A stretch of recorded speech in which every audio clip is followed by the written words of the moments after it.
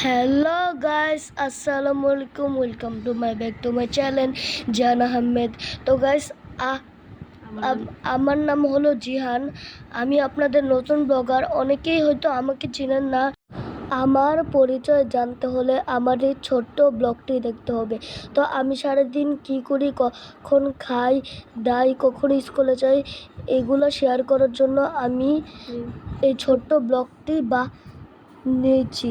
তো এবার গাইস আমি দেখাবো আমি সারাদিন কি করি না এগুলো আপনাদের।